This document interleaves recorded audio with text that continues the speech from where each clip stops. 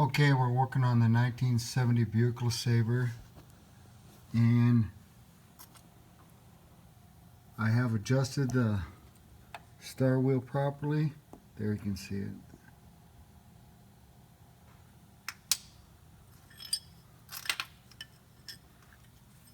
Tighten it up till the wheel came to a stop so that you couldn't move it.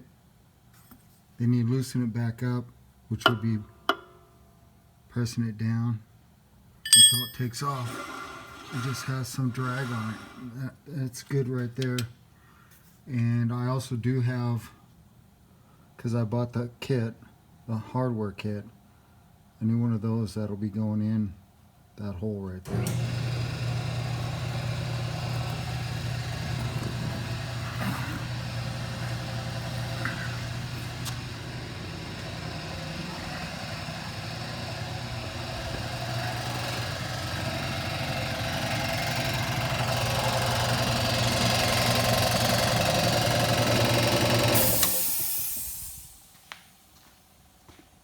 Okay,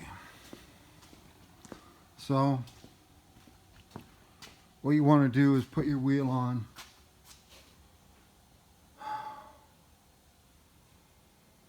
with your lug wrench, ear impact.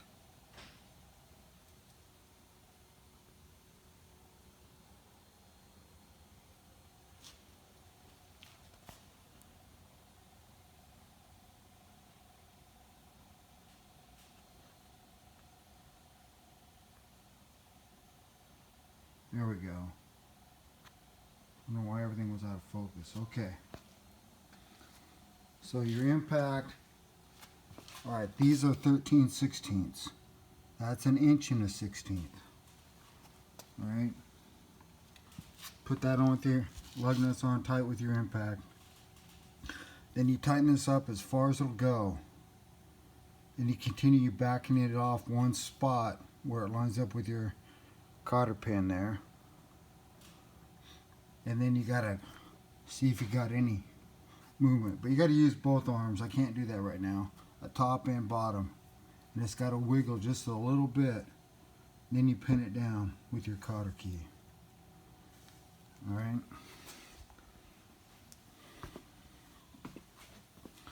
So I had the drums turned. It's looking really good. Part of the reason I do this is to document all my work, because the more documentation you have, the more the vehicle's worth. This, in a #1 rating, is worth over $20,000, so that's why I'm starting to just really take care of it, and it's being kept inside now. Trying to get everything just perfected. Alright, so check your bearing like that. Shouldn't be any, shouldn't feel like there's sand in there or something. Then your seal goes in there. I couldn't find a number on that, and I wanted to get new ones, but using the old ones is fine. It's in good condition anyway. Okay. Then once you get that installed and you're putting it on, then your bearing goes in here. Check that also. Then this goes in there. And then your castle nut. And then once you get it adjusted properly, your keyway goes through there. Like I said, that's inch and a 16th. These are 13/16. And then of course your cap goes on top when you're completely done. Which I guess I didn't do that over here yet, but I wanted to show you how that worked. Yeah, so the final touch over here will be to put that on. And I guess kind of one last little thing here. In order to get a wheel like that that's been in storage to look like this, what I do is I'll wipe the ring down with thinner. But if the wheel itself looks like it needs to be painted, which this one doesn't, I'll crack this off and I'll wash it. And then I'll wipe it down with thinner after I paint this. And I'm using high performance wheel coating. It's graphite, the color I seem to like. You know, black's nice, but this is a little better. It looks a little nicer, I think, anyway, than a straight black. Although they come out looking pretty dark, as you can see. Anyway, but it's graphite, not straight black. And then when I put the trim ring back in place, after I paint it, I'll use this, another high performance wheel product. And this one is high performance wheel clear.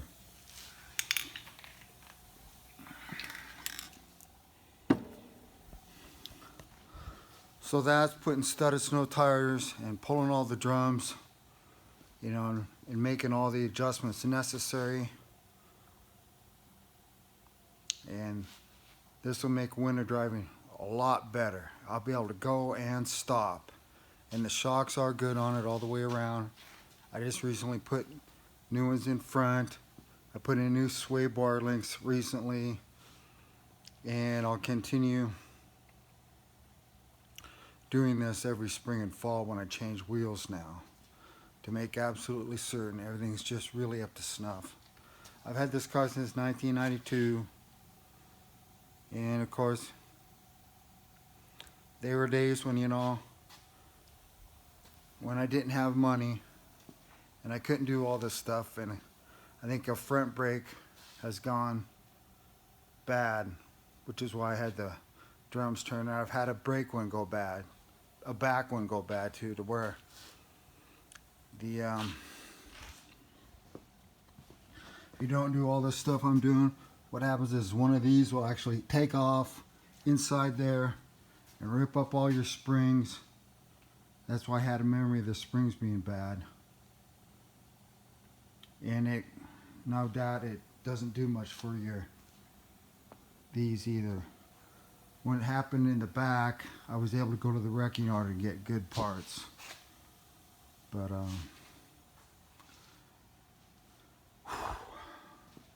yeah. So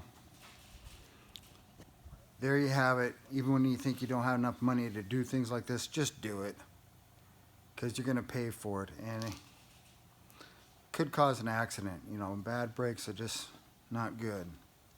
Don't just keep driving down the road and saying that sound that they're making ain't nothing. So this is John Rudy with Rudy Racing, signing off.